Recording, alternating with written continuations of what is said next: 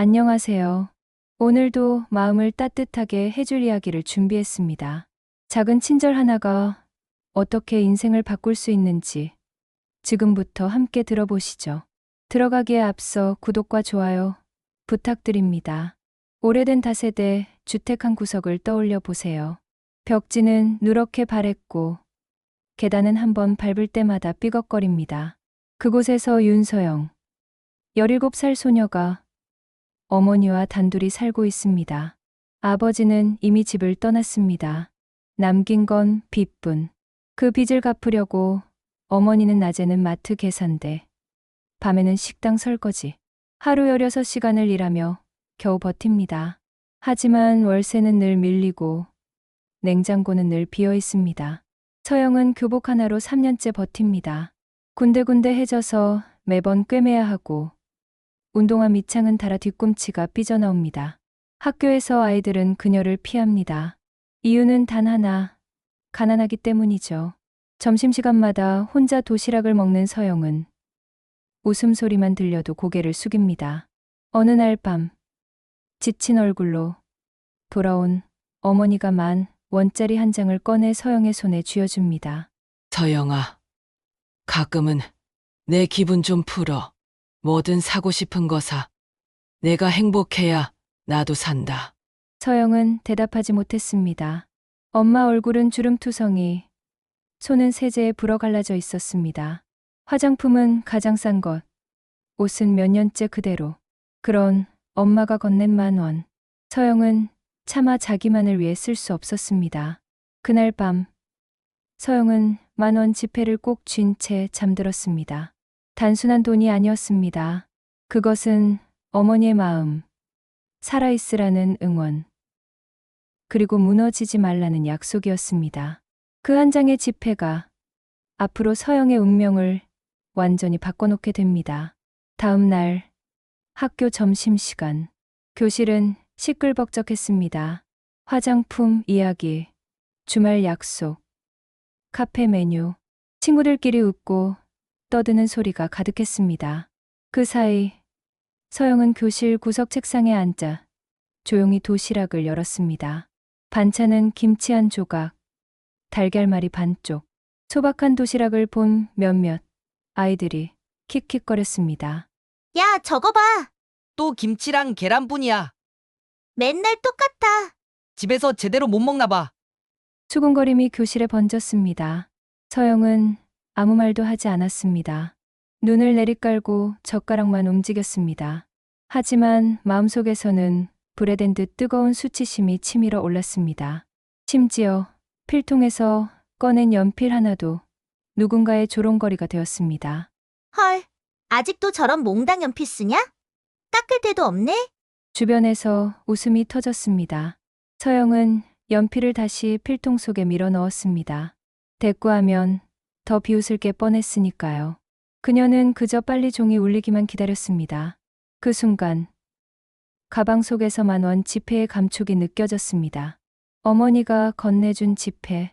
서영은 잠시 눈을 감았습니다. 엄마는 이걸로 내가 기분 좀 풀길 바랐지. 그런데 난 어디에도 쓸 수가 없어. 친구도 없고 즐길 곳도 없잖아. 그녀는 지폐를 꺼내지 않았습니다. 오히려 더 깊숙이 넣었습니다.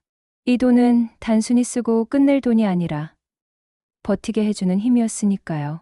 수업이 끝나고 집으로 돌아가는 길, 역 앞은 직장인과 학생들로 붐볐습니다. 그때 눈에 들어온 한 장면, 벽에 기대 앉은 노인이 힘겹게 숨을 몰아쉬고 있었습니다. 옷은 낡고 더러웠고 얼굴은 헬쑥했습니다. 지나가는 사람들은 눈길 한번 주고는 그냥 지나쳤습니다. 노인은 떨리는 목소리로 말했습니다. 누구 없소. 집에 갈 차비만 좀 빌려주시오. 아무도 멈추지 않았습니다. 서영도 걸음을 재촉했습니다. 하지만 몇 걸음 가지 못해 발걸음이 멈췄습니다. 머릿속에 떠오른 건 어머니의 말. 사람의 정은 반드시 돌아온다. 잊지 마라. 주머니 속 10,000원 지폐가 묵직하게 느껴졌습니다. 서영은 발걸음을 멈췄습니다. 역 앞에 쓰러져 있던 노인이 다시 눈에 들어왔습니다. 숨은 거칠었고 손은 떨렸습니다. 사람들은 여전히 스쳐 지나갔습니다. 누군가는 술 취한 거 아냐? 하고 중얼거리며 고개를 저었습니다. 노인은 힘겹게 입을 열었습니다. 휴대폰도 잃어버리고 집에 갈 차비가 없소. 제발 기차표만 사주시오. 목소리는 작았지만 절박했습니다. 하지만 사람들의 귀엔 닿지 않았습니다. 다들 모른 척하고 발걸음을 재촉했습니다. 서영도 몸을 돌려 버스 정류장 쪽으로 향했습니다. 하지만 몇 걸음 채 가지 못했습니다. 머릿속에서 어머니의 목소리가 울렸습니다. 서영아, 아무리 힘들어도 사람 돕는 마음은 잊으면 안 된다. 결국 내게 돌아올 테니까. 주머니 속만 원 지폐가 묵직하게 느껴졌습니다. 그 돈은 어머니가 건넨 단 하나의 여유, 자신을 위해 쓰라던 돈. 서영은 망설였습니다. 이걸 내어주면 나에겐 아무것도 남지 않아. 하지만 나라도 그냥 지나쳐도 되는 걸까? 심장이 요동쳤습니다. 결국 그녀는 발걸음을 돌렸습니다. 노인 앞에 서서 떨리는 손으로 10,000원 지폐를 내밀었습니다. 아저씨, 이거밖에 없어요. 그래도 도움이 됐으면 좋겠어요. 노인은 놀란 눈으로 지폐를 바라보다 천천히 서영의 얼굴을 올려다보았습니다. 눈가가 젖어들었습니다. 이런 낯선 사람에게 정말 줘도 돼요? 이건 내게 소중한 돈일 텐데. 서영은 작게 고개를 끄덕였습니다. 어머니가 말씀하셨어요. 힘든 사람을 보면 그냥 지나치지 말라고요. 그 순간 노인의 눈에서 눈물이 흘러내렸습니다. 두 손을 모아 깊이 머리를 숙였습니다. 고맙소. 평생 잊지 않겠소. 반드시 갚겠소. 하지만 서영은 손사래를 쳤습니다. 갚지 않으셔도 돼요. 따뜻한 자리에서 쉬시는 게 먼저예요. 그녀는 더 머뭇거리지 않고 자리를 떠났습니다. 등 뒤로 노인의 시선이 오래도록 따라붙었습니다. 서영은 알지 못했습니다. 지금 이 순간이 앞으로 자기 삶을 송두리째 바꿔놓게 될 거라는 걸. 다음 날 점심시간, 서영이 교실에 들어서자 이상한 광경이 펼쳐져 있었습니다. 책상 위가 쓰레기로 가득 덮여 있었습니다. 종이컵, 과자 봉지, 껌종이까지 마구 버려져 있었습니다. 미안. 내 책상인 줄 몰랐네. 한 여학생이 비웃듯 말했습니다. 옆에서 다른 아이가 받아쳤습니다. 아니, 원래 저런 거 모으는 취미 있잖아. 재활용 덕후라던데. 교실이 웃음으로 터졌습니다. 서영은 말없이 쓰레기를 치웠습니다. 입술은 파르르 떨렸지만 고개를 들지 않았습니다. 고개를 드는 순간 수십 개의 조롱, 어린 눈빛과 마주쳐야 했으니까요. 그때 창밖에서 끼익 하고 급정거하는 소리가 울렸습니다. 학생들이 창가로 몰려갔습니다. 검은색 고급 승용차 한 대가 교문 앞에 멈춰 서 있었습니다. 윤이 반짝이는 차체, 검게 틴팅된 창문. 보는 순간 모두가 숨을 삼켰습니다. 저거 진짜 고급차 아냐?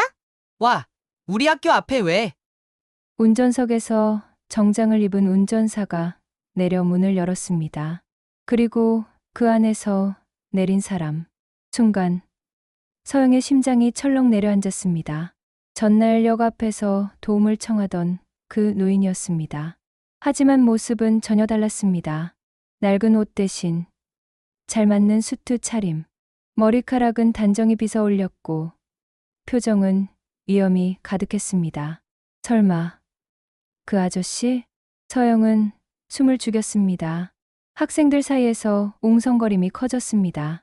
저 사람 누구야? 연예인인가? 정치인인가? 노인은 곧장 학교 건물로 들어갔습니다. 잠시 후 담임이 교실 문을 벌컥 열고 외쳤습니다. 윤서영, 교장실로 당장 와라.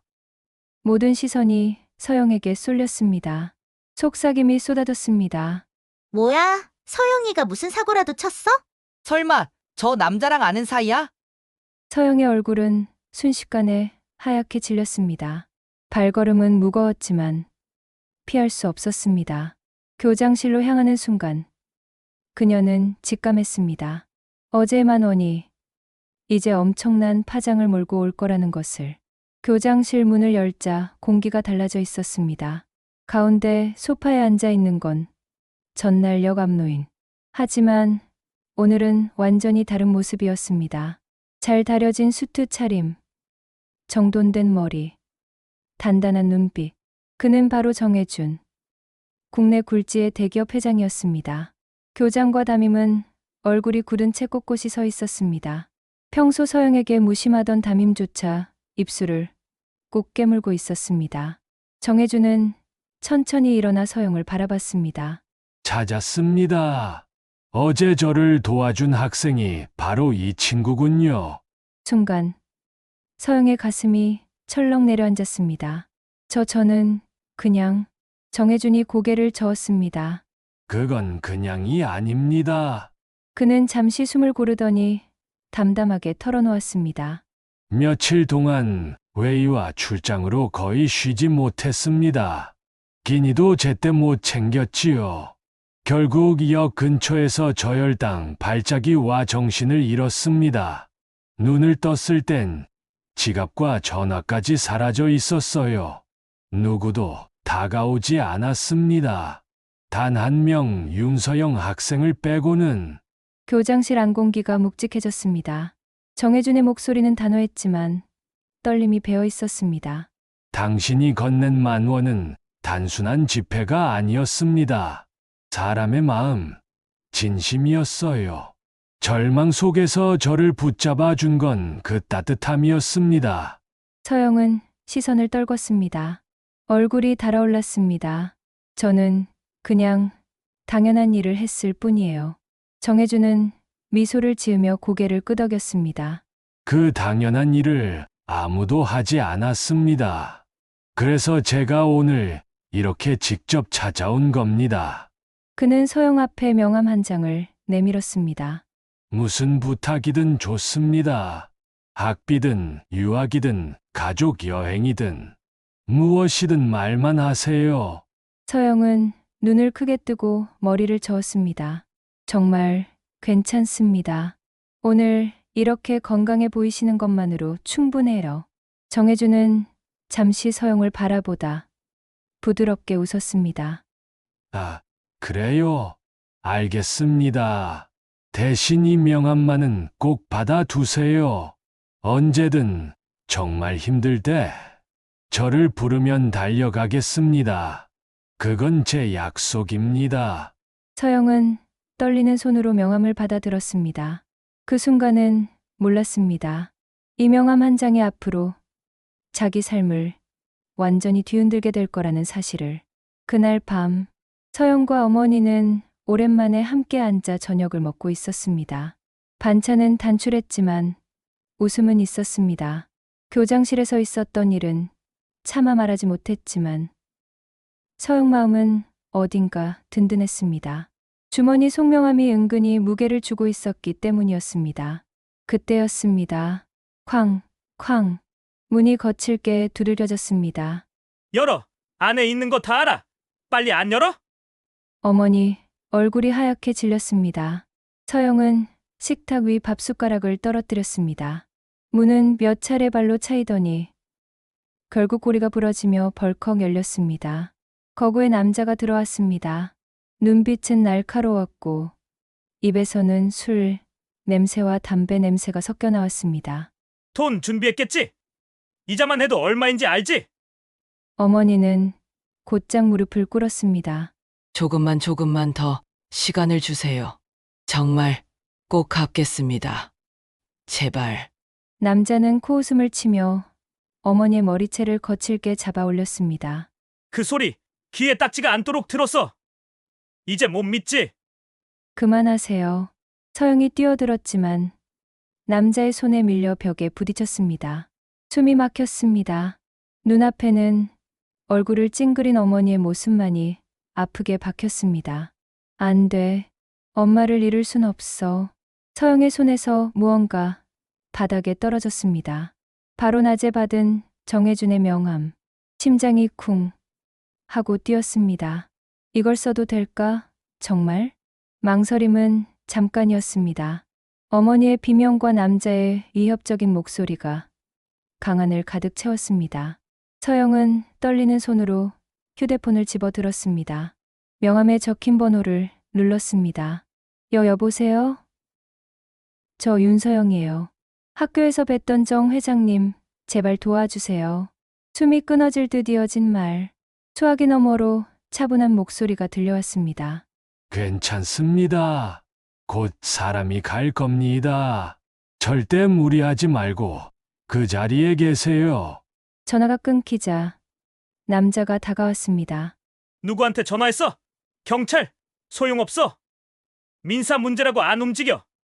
알았어? 그때 믿기 어려울 만큼 빠른 소리가 들렸습니다. 브레이크가 갈리는 소리, 자동차 문이 열리는 소리, 그리고 거실 문 앞에 서 있는 한 남자. 거실 문이 벌컥 열리며 검은 정장을 입은 남자가 들어섰습니다. 정혜준의 비서실장이었습니다. 날카로운 눈빛, 흔들림 없는 표정, 분위기만으로도 방 안의 공기가 단단히 조여졌습니다. 사채업자가 욕설을 내뱉었습니다. 뭐야? 넌 또 누구야? 당장 꺼져! 여긴 우리 일이야! 비서실장은 단 한 걸음 앞으로 나섰습니다. 목소리는 낮지만 서늘했습니다. 나는 정혜준 회장님의 비서실장이다. 지금 당신이 하고 있는 건 불법 폭행, 협박, 강요다. 당장 그 손 치워라. 남자가 비웃었습니다. 회장! 웃기지 마! 돈 빌린 건 사실이잖아? 갚을 능력 없으니까 이렇게 되는 거지. 비서실장은 서류 가방을 열어 두툼한 서류 뭉치와 현금, 다발을 꺼냈습니다. 원금과 합법적 상한 이자까지 이걸로 충분할 거다. 여기서 끝이다. 순간 남자의 얼굴이 풀리며 탐욕스러운 눈빛이 번쩍였습니다. 하지만 곧 입술을 비틀며 내뱉었습니다. 이걸로 끝날 것 같아! 우리도 먹고 살아야 해! 더 받아야겠어! 비서실장은 눈빛 하나 바꾸지 않고 휴대폰을 꺼냈습니다. 스피커폰 버튼을 누르자 익숙한 저음이 방 안에 울렸습니다. 여보세요. 정혜준입니다. 사채업자의 얼굴이 굳었습니다. 그는 갑자기 주저앉을 듯 뒤로 물러났습니다. 정혜준의 목소리가 단호하게 이어졌습니다. 내 회사 내일부터 은행 거래가 끊길 거다. 불법 행위는 끝났어. 더 버티면 경찰과 언론까지 움직이게 될 거다. 비서실장은 휴대폰을 남자의 눈앞에 들이밀며 조용히 덧붙였습니다. 회장님의 말씀 들으셨죠? 지금 떠나는 게 살 길이다. 남자는 식은땀을 흘리며 바닥에 떨어진 돈다발만 움켜쥔 채 허겁지겁 도망쳤습니다. 순간 집 안은 고요해졌습니다. 어머니는 바닥에 주저앉아 눈물을 쏟았고 서영은 그 옆에서 떨리는 손으로 꼭 껴안았습니다.